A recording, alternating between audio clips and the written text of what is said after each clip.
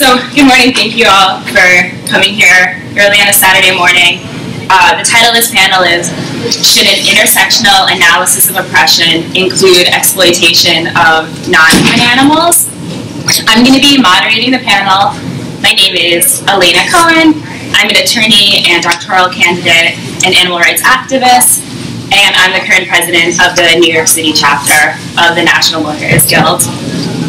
The way the panel is going to work is that I'm going to introduce our speakers, and then we're going to have this be a conversation with some guided questions. And we're handing out flashcards, and if just during any of the time that we're talking, if you have any questions, if you just want to write down your thoughts and what you're thinking about, and then at the end, we're going to leave 15 minutes where I'll collect the note cards and try to pick out a few that seem to be recurring questions people are having or points that haven't been discussed yet. And I was thinking if it's something you're really interested in, would like to know, you could put your email address at the bottom of the card and we could see if someone could get back to you or talk to you about it. Because I know we only have an hour or so at this panel. And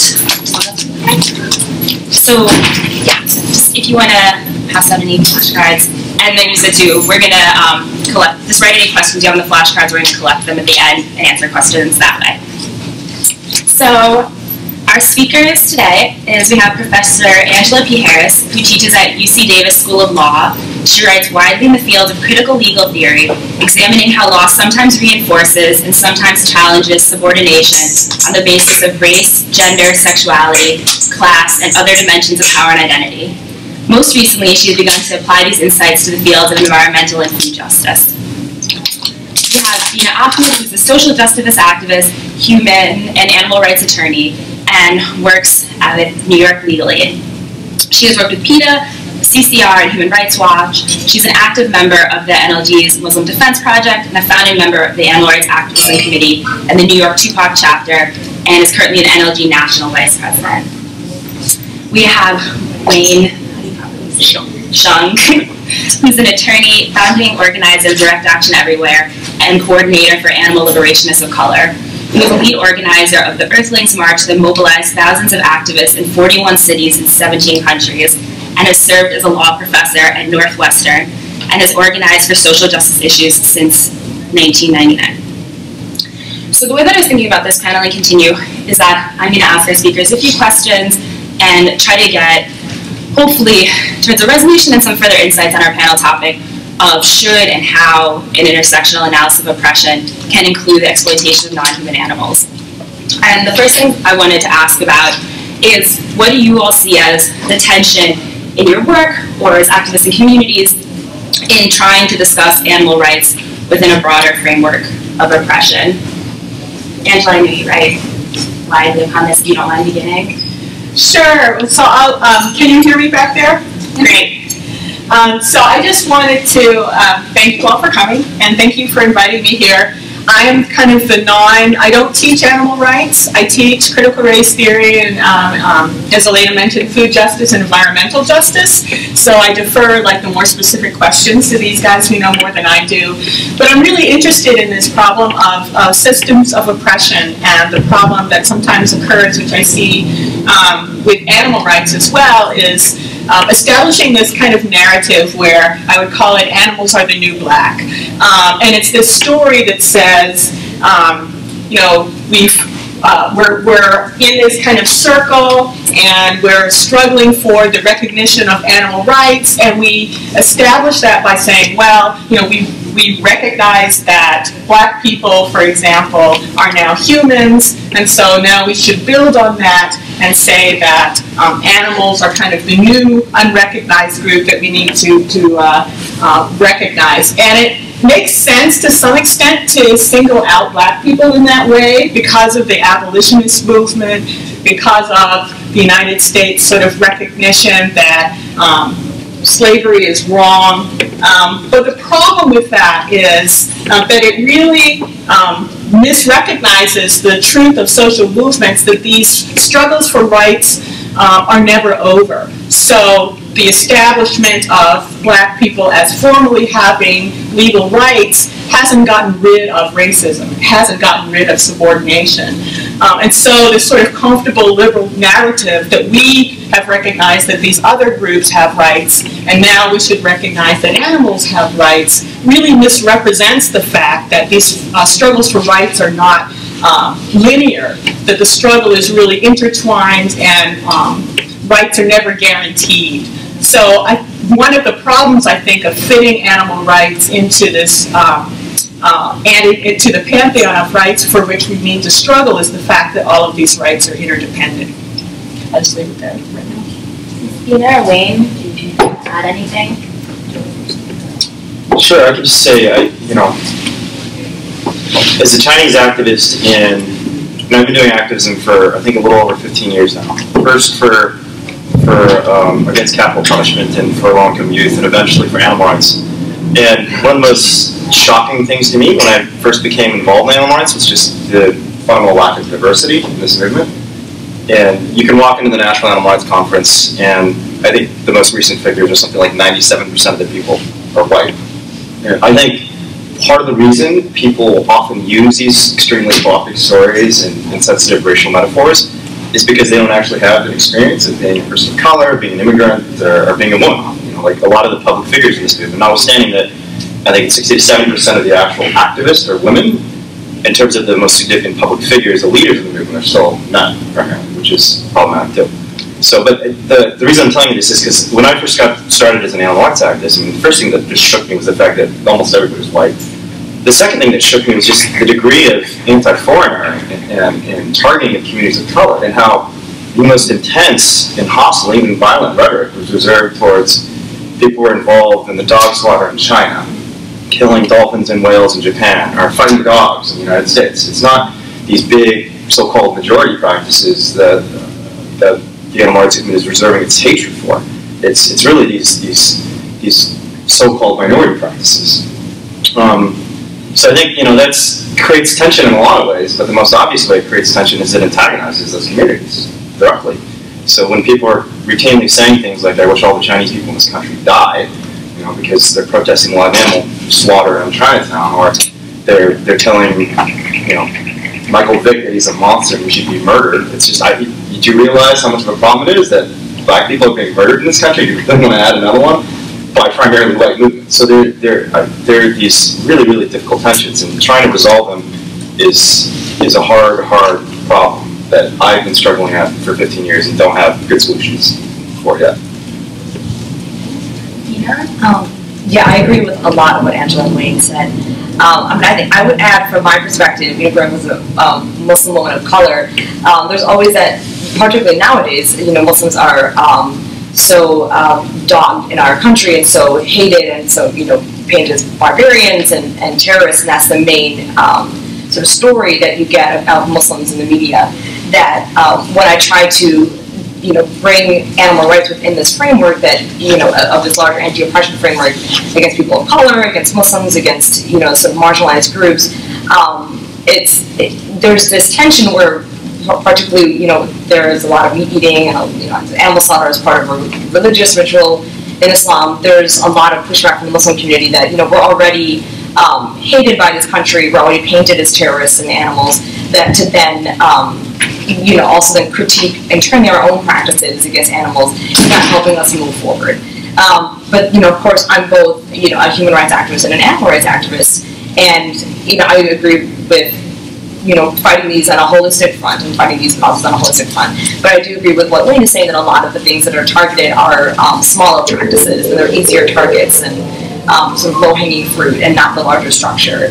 But, on the flip side, I do think that it's problematic within my community to try to insulate ourselves from any sort of self-critique or any sort of moving forward, because we're fighting such a larger sort of terrorist framework against what our community is facing. And I do agree with what Wayne is saying as well, that this movement is largely made up of people from the dominant culture and mostly represented in our sort of high-level profile images by men. And I find that very, very difficult, very alienating. And I know I'm one of the only Muslims that I mean, there are a few others, but I don't really know many within the animal rights movement. And that's a very hard sell what I'm trying to merge these connections and these struggles, particularly within the Muslim community, that there are no other Muslims active in the animal rights community. And whether that's a problem that right now people are focused on their own struggle and not other struggles, particularly when you're worried about being charged with terrorism charges for donating to a charity that you always donated to. Or whether it's that the animal rights movement has not been very good about being holistic, and that, like what Angela was saying, that a lot of times we're tokenized in these representations, even though they might be well-meaning. The representations are not sort of inclusive of the community members that are here, or are not, don't really consult with that community and sort of just kind of use these key phrases and these, very hot images to make a point. So that's how. So, keeping in mind all these difficulties that you all just discussed so well, do you think we can do intersectional anti-oppression work that includes non-human animal interests? And if so, if you could just start to tell us how you think we can begin doing this.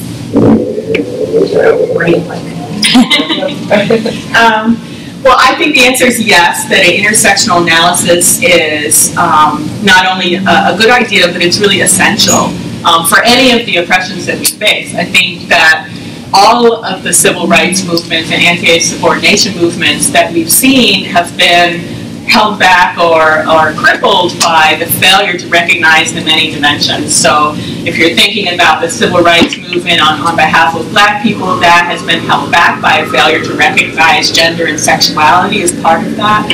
And you could do the same for any social movement. So I think animal rights is no different. And in order to move forward the animal rights critique and the animal rights movement, there's got to be a recognition of intersectionality.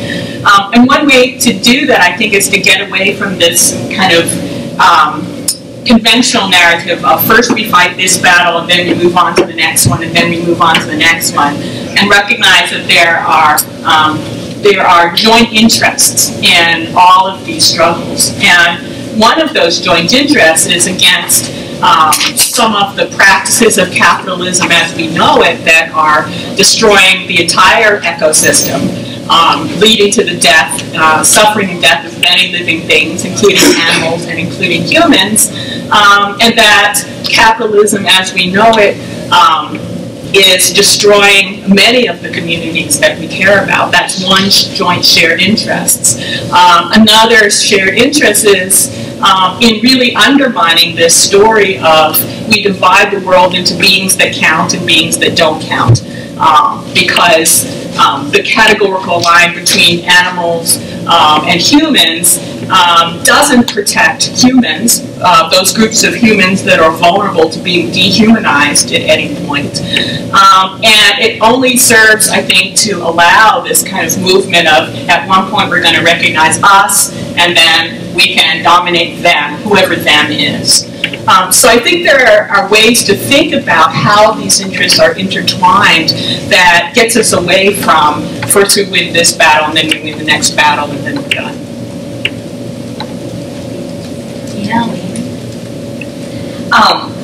So of course I think the answer is yes. I don't really think it's possible. I think it's very necessary.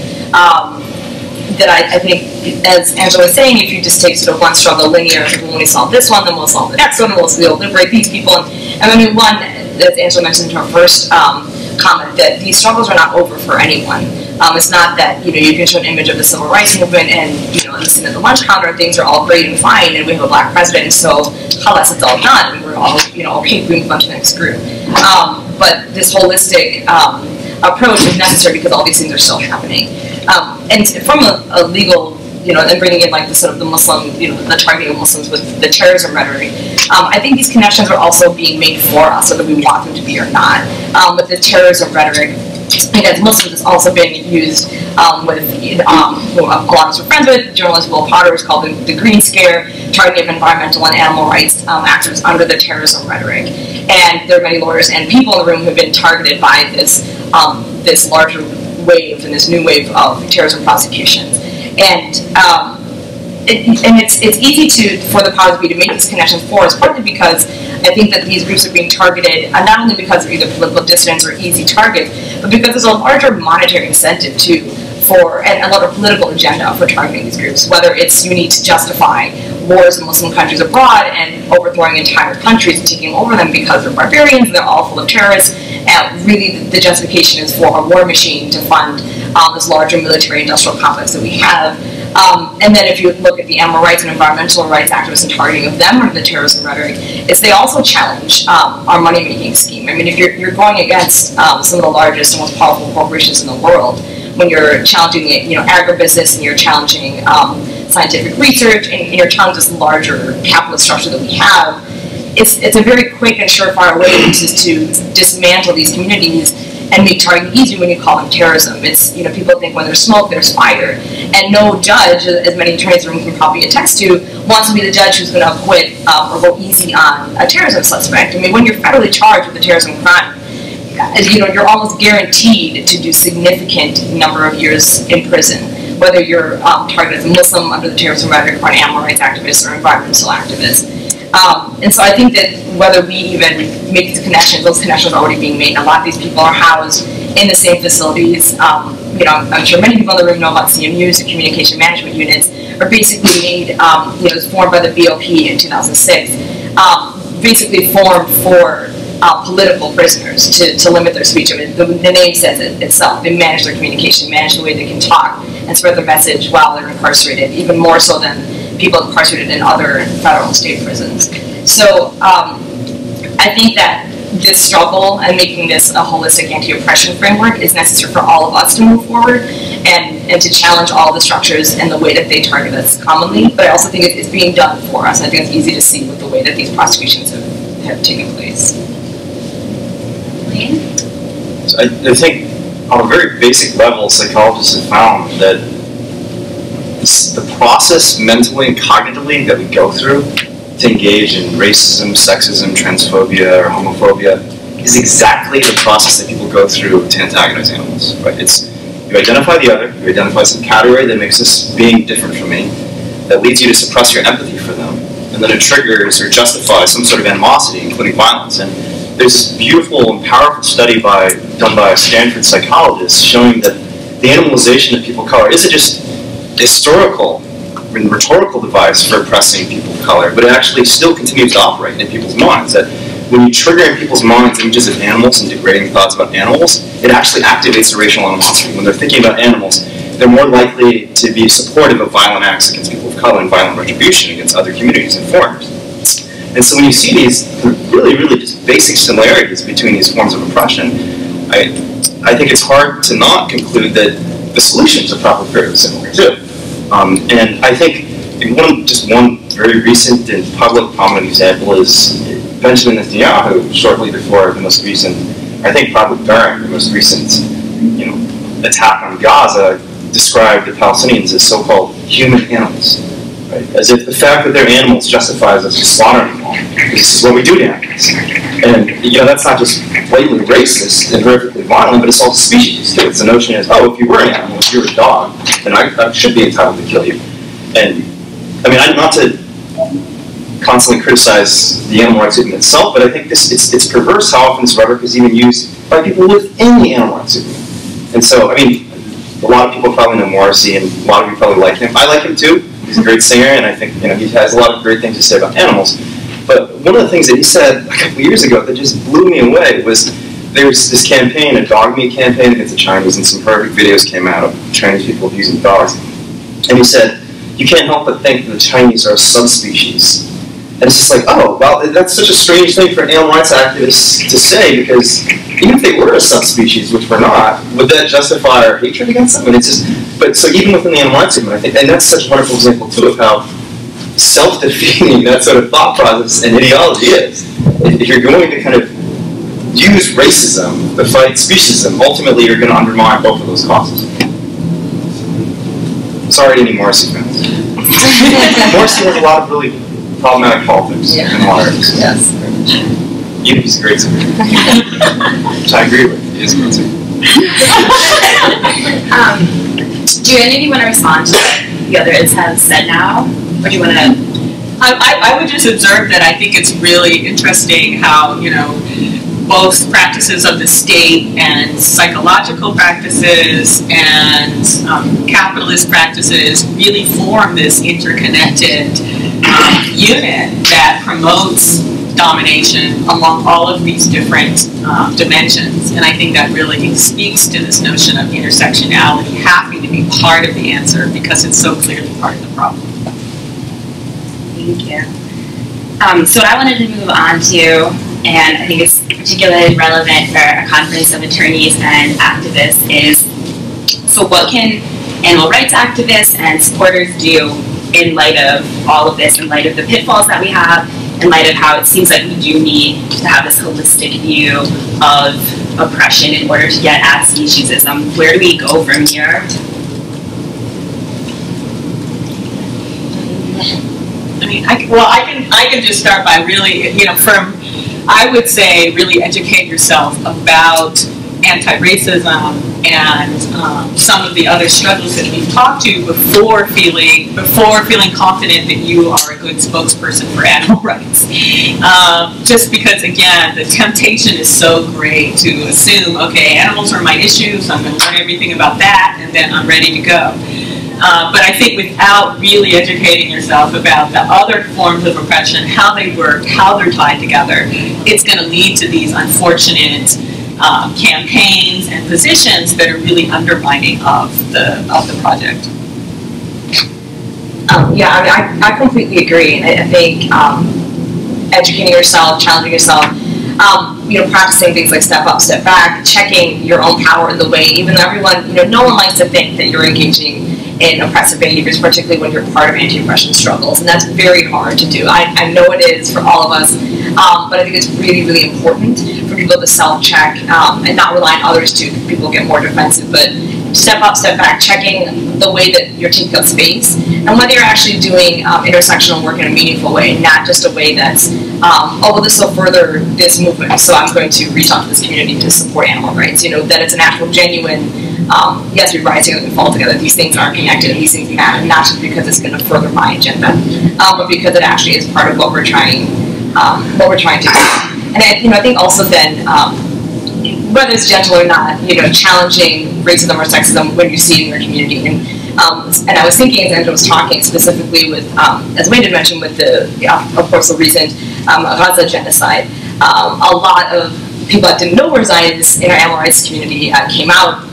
Of course, on Facebook, which is such a lovely platform for this stuff. It's always Facebook wars, and I don't want to get sucked into them. I really try not to. But it's really hard, when Zionists are posting, who are people that I thought were really well-respected members of our animal rights community, things, like old Palestinians. First of all, there's no such thing as Palestinians. They're all just Arabs who came because they're anti-Semitic into Israel.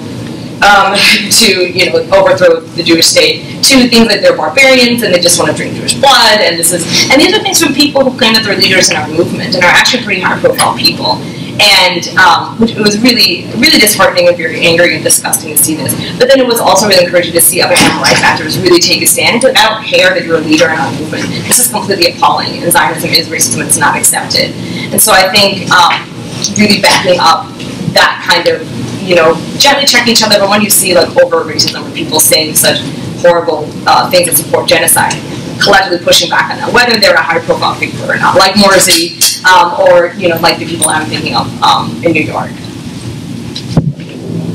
Yes, I think one of the most important insights of critical race theory, and Angela, and part of this literature is the fact that oppression and discrimination are often systemic and latent and subconscious. They're just embedded in the very basic assumptions we're making about life. They're not. It doesn't have to be active animosity. And so, to me, the most important thing we can do is to acknowledge that and be receptive to criticism. When you see something like that happening, not only acknowledge criticism yourself, but be a good ally to other kind of folks who are facing some sort of oppression. And just what we try to do. I work with an animal rights network called Direct Action Everywhere, and the first and most important thing we try to do is encourage a culture where we can have constructive dialogue on these issues, so that people feel empowered to offer criticism, but also people feel like when they face a criticism, it's not that you think individually you're a horrible person, because the reality is all of us are structurally embedded in racism and sexism and speciesism in ways we don't even consciously acknowledge. And so, I'm as much a victim of this and an example of this, an oppressor in many ways as anyone else. And so, there's a recent example in our community where we're showing a video of a campaign video that we had put together, and part of this video we have a chapter in Portugal that's really inspiring civil disobedience and kind of disruption inside of McDonald's. And one of the activists was differently able. She was in a wheelchair, and I kind of got up in front of everyone and said, like, that was so inspiring to me. It was such a brave act, and I just went on and on about this. And there's someone in the room who was part of the disability movement, and she publicly actually checked me and said, you know, that was really patronizing what you just said. And like my first reaction was like, oh, you know, like that's not what I meant. I just, you know, I was trying to say something positive about this woman.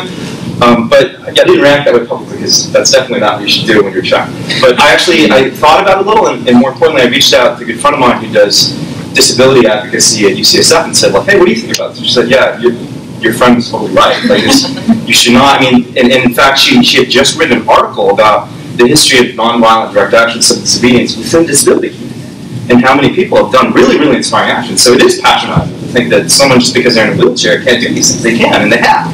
In fact, they've done way more than I have. So it's just, so I think examples like that are really instructive, and they're important not just for ethical reasons. They're important pragmatically because if we are antagonizing people from these marginalized communities and oppressed communities, it's not just that we're not going to attract any support from that. You know, for someone in a wheelchair to hear that is going to be incredibly depressing and disempowering, and I need to acknowledge that as an organizer in the NLG movement.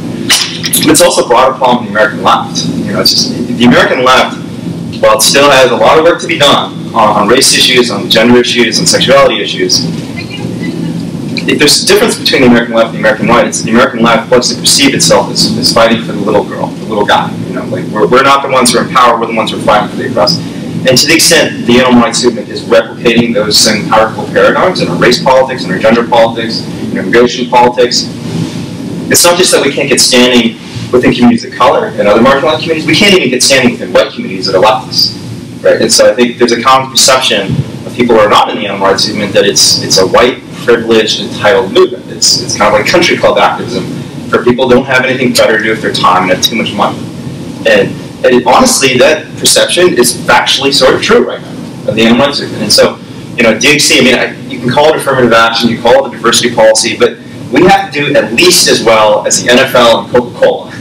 Seriously, I mean, it's astonishing that we're not doing as well as these big corporations in terms of making our movement look like the world. You know, 37% of the people in the United States are people of color. Something like 85 to 90% of the people around the world are people of color. And if our movement doesn't represent the world, it cannot change the world. So we have to make concerted efforts in doing that. And I like to think that we've made a little bit of progress, but there's still a lot of progress. And if I could just build on what Wayne just said, it's also important to think about that effort not as outreach. I think you said that as well, like, oh, there's these communities out there, let's reach out to them and get them involved in our thing. It's got to be a willingness to allow the folks that you're reaching out to have power to reshape what the movement is and what the positions are. So it can't be either seen as or in reality just, you know, we'll just add these groups and then we'll be awesome. But it really has to be a willingness to work with those groups from the ground up and say, you know, to empower other folks to check some of the positions that you might be taking, or to encourage these sometimes very painful internal conversations that Wayne's organization is willing to engage in, so that people truly feel like they're part of the movement and not just invited on to be window dressing or to be sort of politically correct. Oh, I just want to add, I mean, I think it was really brave that Wayne shared that story about being personally checked. That's really hard. I was just laughing, you know, when you were talking. It's so hard to do, to share publicly that, yeah, I did this thing. I look back, it wasn't politically cool, or, you know, I'm on the right path. So I just wanted to acknowledge that. I think that's pretty cool. So I guess the next and last major question I had is, can you think in your work or other people's work any really positive examples where you see intersectional anti-oppression work happening with non-human issues?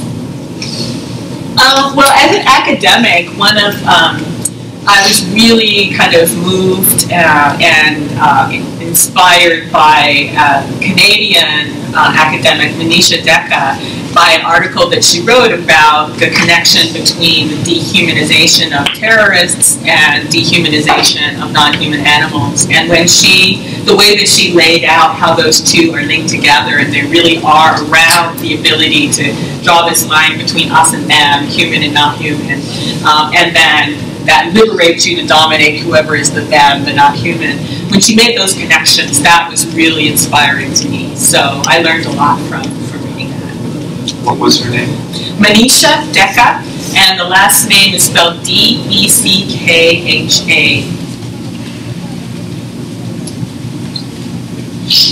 Sure. So, I mean, I think there are a lot of really incredible figures in the animal rights movement working on a lot of these issues. I mean, Patrice Jones of the Vine Sanctuary has written so much incredible stuff at the intersection of feminism and animal rights, the intersection of the LGBTQ movement and animal rights, and how important it is that we acknowledge. I mean, at minimum, we have to acknowledge. If we're not, we should really be encountering and kind of affirmatively trying to address some of these issues, but at minimum, we need to acknowledge these gaps and these problems within our movement and the broader society. It's not just the animal rights movement that's racist, obviously. There's huge problems in the broader society, and a lot of it, unlike the racism that existed in the 1950s and 60s, is not even acknowledged. Right? As a social scientist, I can tell you there's a burgeoning literature called implicit bias that talks about how even the people, and often the people who are most aggressively and outwardly anti-racist or anti-sexist, are engaging in the most racist and sexist behaviors when it comes to, when it comes to their actual decision making. So, for example, I mean, there's studies that show that even people who talk about how anti-racist they are when it comes to hiring decisions, sometimes they have a 50% increased hiring rate just because the name changes. Instead of being Muslim sounding or Chinese sounding or black sounding name, it's a white sounding name. They just have this subconscious appeal. It's just like, oh, John Smith, this is a name I know, I'm familiar, I feel friendly toward this name. But if it's something like, Wang Xiang, it's like foreign, or something Pakistani, like Bina Ahmad. It doesn't immediately connect with me, and so acknowledging that is so important. And people like Patrice she's not a person of color herself, I believe, but I think she's done a lot of great intersectional work and been a good ally to communities of color. And I know the Assisted Vegan Project with Reese Harper has done really, really amazing stuff in the intersection of race and animal rights. And Lauren Nels, I think it's mentioned in your bio, I think you've done some stuff with the Empowerment Project on just the intersection between class and how animal rights is an animal issue, but it's also a human rights issue to the extent that workers in slaughterhouses and farms are being horribly abused by the same corporations that we're trying to contest. So building those coalitions is so important to effectiveness and ethics. I think just looking around our movement too, and that these discussions are happening more and more. I mean, I think back to 10 years ago, we've been involved for a long time. Intersectionality discussions I don't remember happening very much. I think if they did, they were very tokenized. Things were very problematic. But I think the fact that we even have panels like this now, we have more people feeling welcome in our community. We have people openly checking each other, people thoughtfully coming into these discussions and engaging in anti-oppression trainings. And the fact that we're having this kind of panel in the Guild too, I think it was a big, being part of the Animal Rights Committee, really pushing that intersectional framework was really difficult, and really we got a lot of pushback for it. But with the fact that we've had a panel now 2 years in a row, and we were just formed 2 years ago, I think is a huge step and a sign that we're all starting to work collectively and sort of recognize that these struggles are, even though they have differences, that we are engaging them together. So the last thing that I'm going to ask before we move to answering questions is I'm just going to ask if there's any other things that you wanted to respond to each other, or any last things that you feel like you didn't get a chance to say yet that this is raised for you. And in the meantime, we handed out flashcards before, so if anyone needs a flashcard, you could raise your hand. We're just asking people to write questions on flashcards, and after this, we'll hand them up to me, and I'll pick out a few of them. So yeah, is there anything else you feel like you'd like to say to this? I guess I would just say that in my teaching, and I come from critical race theory and critical feminist theory, and I've sort of moved into these other areas as well, I've been really inspired by the idea that it's a powerful thing in this society to think about structural inequality, because it's very easy to kind of go to personal responsibility and to think of inequality as being caused by prejudice and bad thoughts by individuals. But the more you look at the institutional and the structural sources of inequality, the more you see, I think, how all of these struggles really are intertwined. And so that's a message that I always try to work with my students, whether we're discussing environment or food or race or gender or sexuality, is to really focus on and be aware of the structural institutional nature of some of these oppressions, and not just the kind of individual, personal, internal. All of those levels are always present, but it's just that in our society we tend to focus a lot on the personal and feel like as long as I'm a good person, then everything's fine. And it's important to be a good person, but it's not enough for some of these struggles. Anything else you feel like you'd still like to say? I agree with that 100%. As someone with a social science background, I studied behavioral law and economics and cognitive science for almost 10 years, and I think science is totally reinforcing this notion that so much of what drives problematic behavior and good behavior, frankly, is institutions and structures. It's not individual decisions. And so often, as human beings, it's natural for us to think of things from the individual perspective because it's a perspective that we have. But if you're trying to understand something like, just a trivial example, why we have traffic jams everywhere.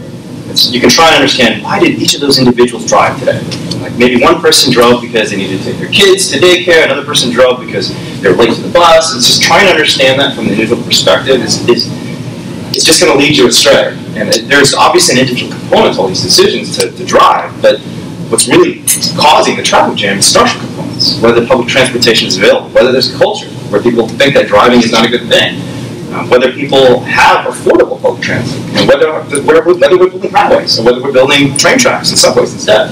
So there are all these structural components that really are better answers to the question as to why people are driving so much that don't involve the individual at all. No individual decided, I want to have a system where everyone drives and everyone has to sit 3 hours in traffic in the Bay Area every day.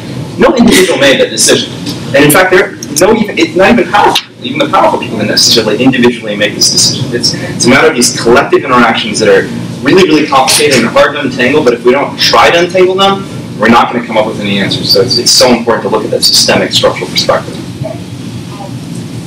I think the only thing I would add is, when people get checked, it can be often discouraging when you might be told you engage in oppressive behavior or you did something that was perhaps offensive. I really would challenge people to not be discouraged by that. And also if we check each other in a way that's productive and not counterproductive. I think, on the left, we do have a tendency to, it's almost like you just want to, people do get very angry, but then it becomes a way of destroying that person when it can be a way of moving forward. So I would challenge people to take the criticism and, things people hear perhaps today might be hard to hear, and then also feel a little bit like, well, I don't really know if I should engage in this work, and maybe I'm a white person, and I feel like that's not going to be, maybe I'm going to be, engaging in oppressive behavior. But challenging yourself to feel uncomfortable and engage in those discussions, and if you're ever called out, for whatever reason, listening to it and still coming back and engaging. I don't think it's productive for any of us to, unless of course someone's saying policies to drink Jewish blood. I think that's okay to kind of maybe push that person a little bit to the side. But other people who are well-meaning and are really trying and may engage in something that's offensive to you or oppressive, taking that criticism and finding a way to move forward with it, so engage. So much. Can I actually add something? Yeah. So there's this awesome article. I don't remember all the details of it. It was about kind of the importance of calling out, but also calling in, or distinguishing between those two phenomena. And the idea was, and we definitely implement this at DXC. When you're checking someone's privilege, don't take the approach that we're trying to take power over you and show you how bad of a person you are, and school you and lecture you and how you're a terrible person. The perspective we always take is, we want you as an individual and us collectively to be the best damn activists we can possibly be. And one way we can get better is by doing this. And so that sort of framing I found to be so empowering. And that was one of the things that was really helpful to me when I talked to my friend at UCSF, because disability activist, she was like, I believe you. This is why I'm telling you you're wrong. You should not have said this. And the reason I'm telling you this is I think you want to be an effective intersectional activist. I think you don't want to antagonize people in the disability community. So this is why I'm telling you this, because I believe in you. And I think taking that framing instead of just saying like, you're a bad person, I'm better than you, and that sort of framing recreates a hierarchy where, you know, I'm the good liberal leftist and you're like the, you know, the horrible traditionalist who hasn't thought about these issues, and you can't do that. And there definitely are times where even when you take the constructive approach, someone is completely resistant. And what are you going to do with that? There's not much you can do. But I'm just sorry, we just have to go our separate ways. But I think believing in people is really important. And I think the only reason I've made the progress, I mean, I come from, you know, very conservative Christian family in rural Indiana, and in an immigrant Confucian family. And the only reason I've made the progress I've made is because people believe me that I was worthy enough to actually try and change. So I'm going to collect flashcards with questions. Did anybody have questions? I'm assuming, right? Yeah. Cassandra, if you would have time. Yeah, great. Thank you.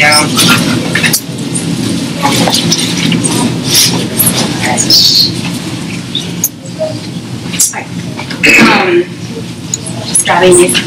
Maybe while I look this over, was there anything else that any of the three of you wanted to have one last thought upon before turning to other people's thoughts and questions? I think the one thing I'll add, inspired by Wayne Hsiung's story of being checked and then also checking people in a way, and I do want to make a distinction here. People are overtly racist, and I think that's a whole different discussion.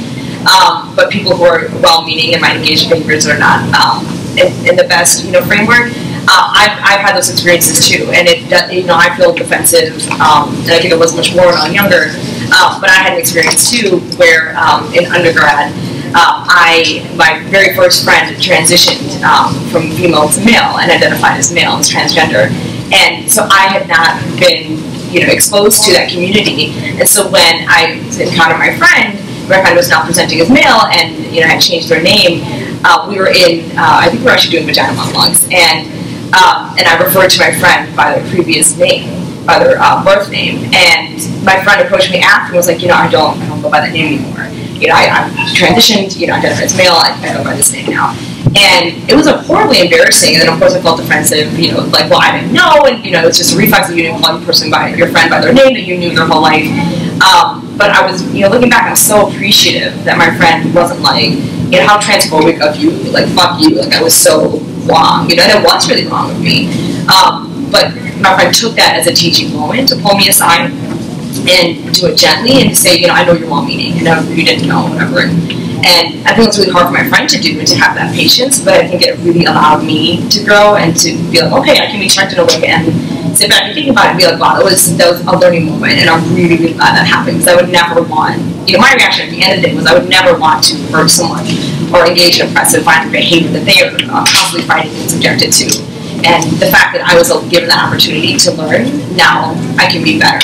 I don't want to walk around hurting people or be oppressive. So this is part of Wayne's story. I wanted to share my own personal story being checked. So looking these over, there are a lot of really, really amazing questions, and I'd encourage for whatever ones we don't talk about to identify ourselves afterwards and see if we could start an email dialogue or talk with the speakers, because there's a lot of really important things here. I'm giving a slight bias towards legible ones.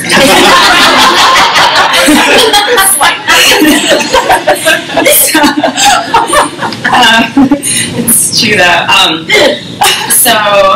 These are such amazing questions. I feel like I should have asked these at the beginning and then as questions. But just the first one I'm going to start with is each of you talked a lot about racism and sexism within the animal rights movement, but less about speciesism within anti-racism and anti-sexism movements.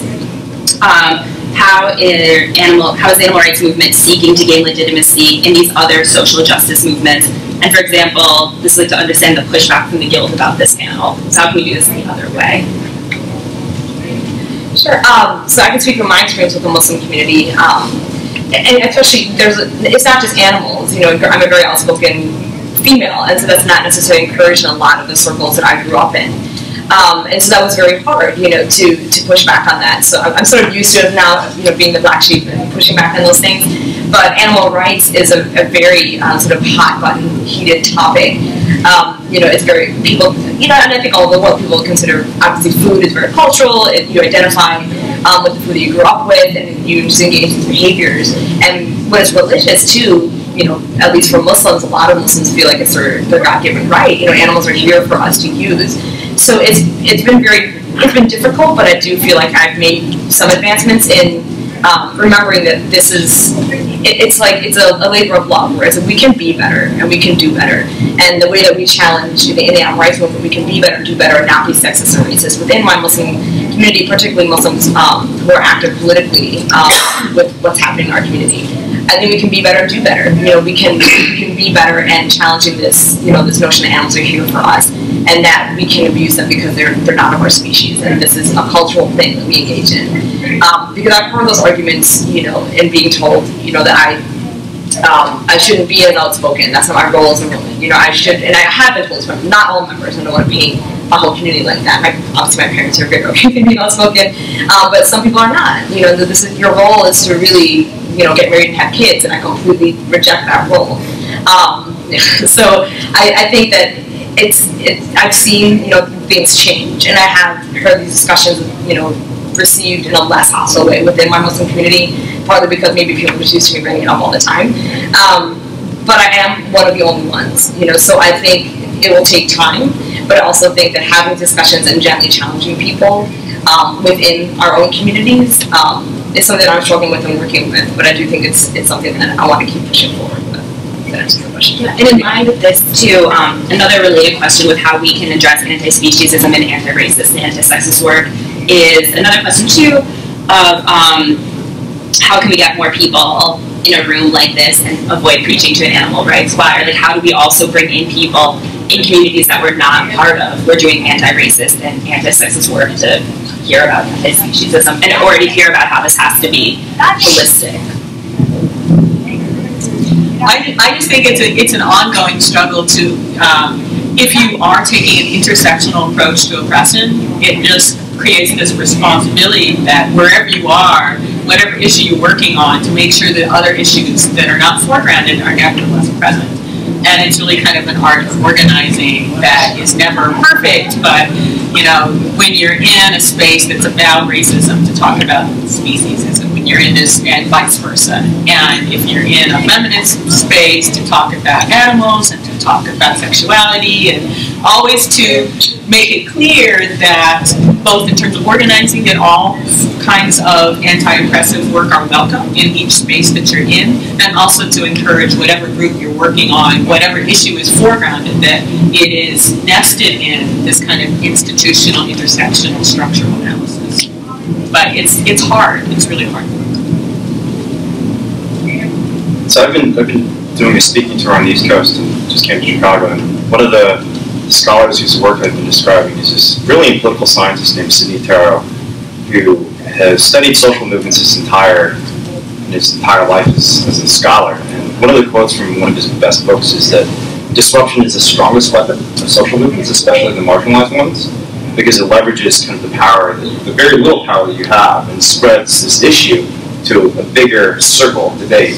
And so I agree completely with his perspective that we do have to challenge it. But I also think there's a lot of evidence, and there's this wonderful book by Erica Chenoweth called Why Civil Resistance Works, which is all about the history of nonviolent direct action through the history of human civilization, even going back to Socrates in ancient Greece and the power of just kind of speaking in places where your words are unwelcome. I think it's important that when we engage in this sort of disruption or challenge or checking, again, it's done in a way that believes in the people we're trying to change. It's not that we're trying to recreate the same hierarchy of animal rights activists being better than the rest of the world, but we're doing this because we believe in you and we want to fight oppression, the same oppression you're fighting. And so this is consistent in our own ethics. And especially within the Western world, but also in other cultures, there is deep and profound empathy for animals. Like if you look at surveys, it's astonishing. I think it's like 60 to 70% of people will agree with the statement that non-human animals should have more or less the same rights as human animals. And just think about that statement. Like 60 to 70% of people agree with the statement, and they actually not. Now, routinely in our everyday behaviors on a personal level, but even more so in our institutional practices and our culture, we don't live up to that idea. I mean, billions of animals are slaughtered. Animals no different than the dogs and cats we love in our homes, who we have these deep, profound, familiar relationships with, are being brutalized in ways that are just kind of unimaginable. I mean, the first time I visited a slaughterhouse, I literally was traumatized for weeks. I could not sleep, and I just could not believe it. It's so hard for me to believe that these things are happening not far from here. It's like, how is this? Is this a nightmare? Is this like some sort of hellish kind of sci-fi movie? But it's actually happening, and it's happening to human beings too, in places like Gaza, in places like China. If you go into a sweatshop and see these people working for 14 hours a day without even the ability to go to the bathroom, but these things happen not because of active animosity, but systemic structures. And so when we do engage in that challenge, it has to be addressing that system and saying, you know what, let's do this together. Let's come together and try and change this structure, whether it's a formal structure, like a legal system, or it's a more informal structure, like just prevailing social norms, like the notion that animals are just property, that they're just things. They're not just things. They're persons. They have feelings and families. They have relationships with the people in their community, and sometimes even with us, that we need to appreciate and acknowledge. And I think a huge part of effectively challenging the speciesism within other social justice movements is acknowledging the fact that we're all in this together. I think the other thing I would add is, I mean, it depends on what circle you're in too. You know, people do tend to kind of sit their own groups that do the animal rights activists. It's easy too because we all love to eat vegan food together, so we always go for vegan food, and I've eaten a lot of it here in Chicago. So it's very easy to just stick with that group. But I think if you're working in other struggles, that's where you start branching out. I mean, you start learning about, more about other struggles that work, holistically with this struggle. But also, for me personally, I do a lot of human rights work and a lot of work with the Muslim community. So if I'm ever asked to speak somewhere, based on my human rights work and they're having food, just for instance, I, request if I'm a speaker that it be vegan. And I'll mention at the beginning of the talk that, I appreciate that we're truly engaging anti-oppression behaviors. We don't have any, bodies on the tables today. And things, that people probably don't really, think about when you're putting in their event. You get the food and it's, it's comfortable, and then we get the speaker and, just things of that nature, where you start talking about those struggles, or within, I don't ever, hide the fact, well, of course I don't hide the fact that I'm a person of color, I can't, but I also don't hide the fact that I grew up Muslim, I work in the Palestinian human rights community, I work at FIA almost all the time, and that, even if it makes some people uncomfortable, within, some of the Zionists in the animal rights movement, I'm here, and that's, and I have a right to be here, and those politics have to be here within the circle. You can't be a Zionist and be part of the anti-oppression framework. So kind of grouping of questions to put you all together to respond as you like are ones about how do we respond to arguments that being able to be a vegan and a vegetarian is a privilege, and what are other, and I know you talked about this too, but maybe just quick and succinctly, like for people of color and animal rights activists and even just people interested, what's good ways to respond to arguments that animal rights movements are at their core culturally imperialistic and Eurocentric? So these issues of privilege, Eurocentrism. Frankly, I think the answer is to acknowledge that it is privileged. I mean, so I agree 100% that, there's a prominent animal rights academic named Wayne Hsiung who always talks about veganism is a moral basis. Veganism is a moral basis. He says this over and over again. And I actually agree with that statement, but I think you can't make that statement just without proper context. And the context, so, my family grew up in an impoverished, war-torn country, and were vegan primarily because of poverty, not because they wanted to. And when they came to this country, like, my dad was just shocked when he first came to this country in the early 1970s. I think it was 1971, and saw meat, like, everywhere. It was just unbelievable. He was like, wow, and it's so cheap. I can't believe this. It's accessible, it's cheap. And coming to America and having meat at the table from an environment and a political system that was very unstable and where food security was a serious issue was a dramatic shift and a dramatic improvement. So when I became an animal rights activist, I mean, he and my grandmother both thought I had gone insane and that I should literally be institutionalized. Because, from their perspective, we had struggled so much to get so little, for you, and you're going to toss it away. That it is our God-given right to have meat on the table, and this is the sign that we've made in the world. And for you to toss it away is practically throwing everything about our heritage and all the work that we've done back into our face. And so it was a huge struggle to make them understand that I wasn't trying to do that. And I think, but part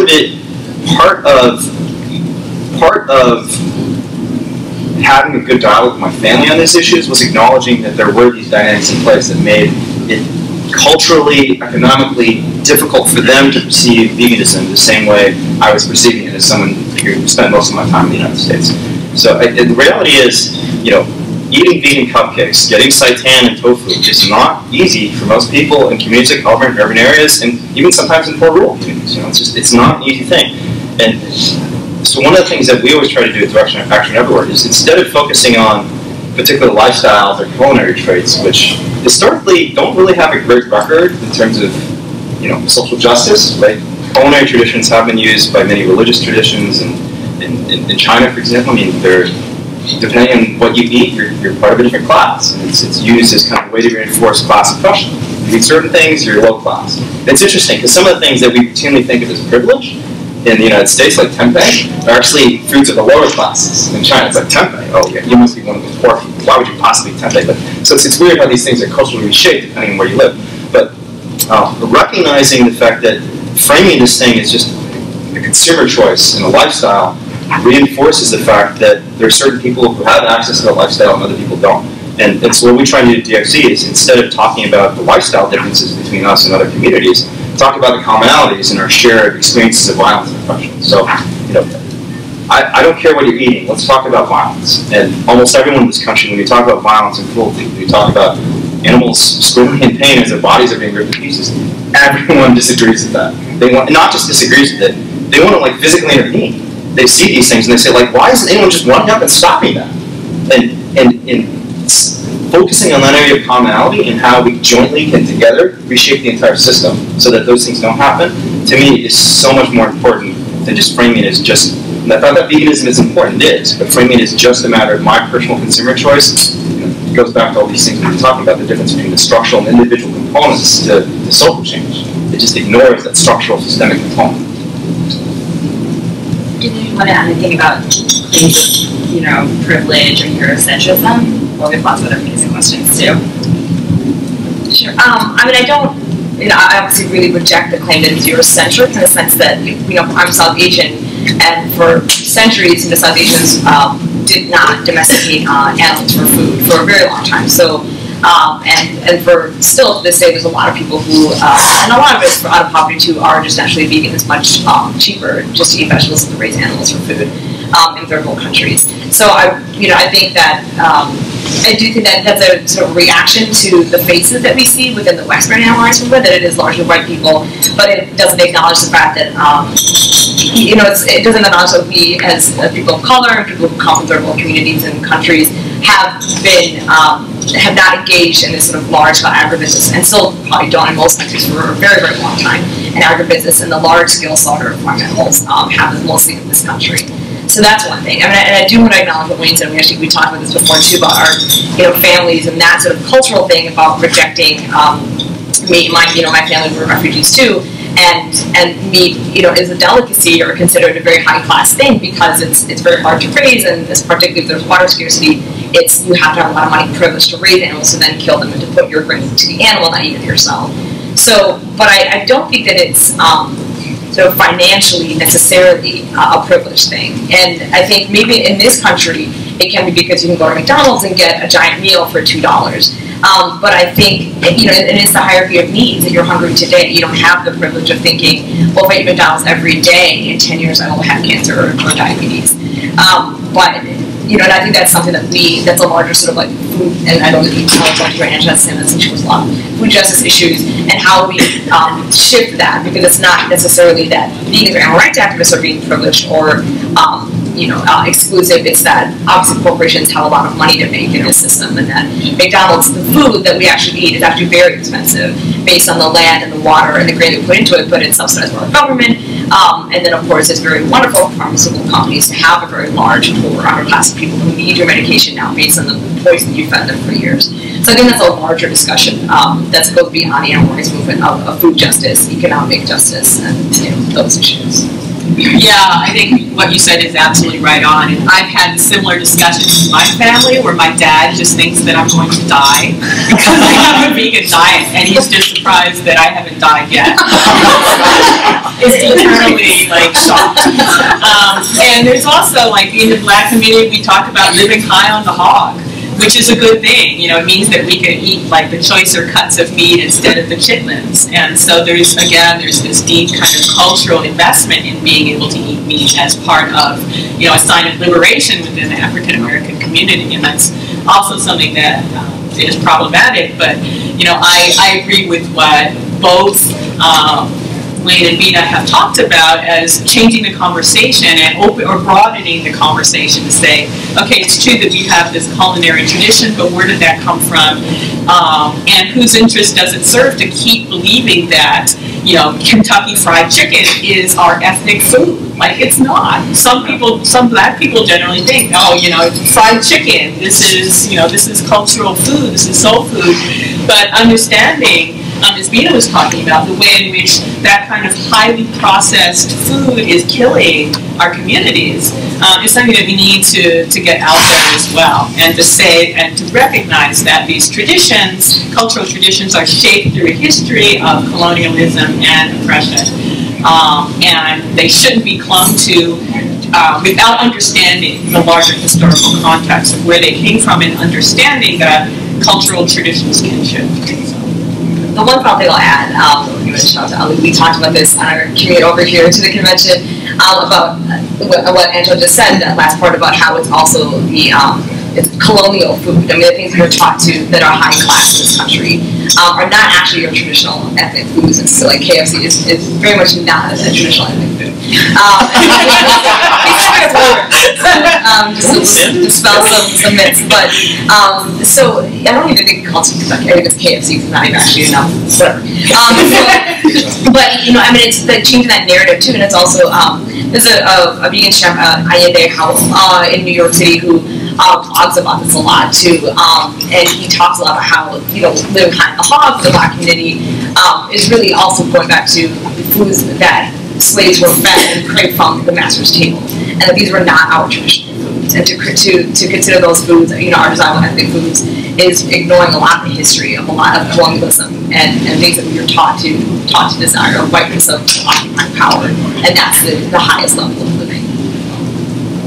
So the last question, which I think is a great ending question, maybe you might only need 10 seconds to think about it, is what's your elevator speech? What's your 60-second speech to someone who may or may not, you could say this panel does other anti-racist, anti-sexist, anti-capitalist work, and they ask you genuinely why it's important to work on animal rights?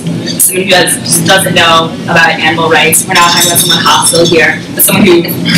So, what is your 60-second why you who's doing other anti-oppression work should do animal rights work or care about animal issues?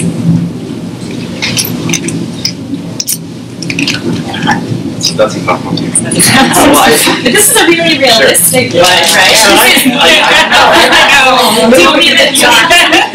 We just had to figure out stuff. I'm anti-capitalist. Why should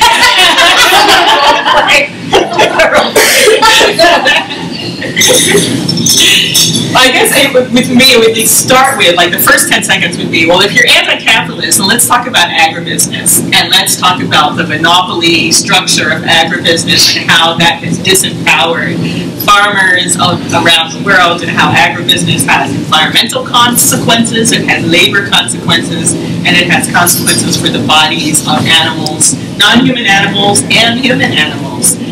And so there's a connection that we need to talk about. So that would be the first 10 seconds. I guess we'll just do it in chunks. I mean, it's a very lawyer way to get around. Explain in 2 minutes, but the first 10 seconds. Yeah, exactly. I just hit stop in the elevator. Venus can press the emergency button and keep you all. That is totally my time. I mean, I think I would, you know, if I have like a short amount of time and someone asks me, for me, I don't know, there was a lot of political arguments, a lot of personal arguments, and I tried to go from, well, why did I, you know, come into animal rights? And I came into animal rights because growing up as a Muslim woman of color in rural Wisconsin, a very terrifying place, I was one of the only people of color anywhere. And being subjected to, you know, to violence, to racism, and then to sexism too is obviously very hard. And we all, people who identify as I do are still subjected to that. And the same arguments and the same reasons and those power structures that for why I was targeted are very similar to the reason why we target animals. Is that, well, you're different, I have the power to, I have the physical might to, I have the physical right to, you have no power to actually stop me legally. And this is the way of the world. This is just naturally how things are. Women are here for men, and people of color are here to do poor labor. And, immigrants are here to do the dirtiest work. And particularly, coming from a background where my family were refugees and persecuted in Pakistan, so that really calls to a lot of feeling how close this whole life came to not happening. That we, using this anti-oppression framework, and that we fight against violence, we talk against violence all the time as people.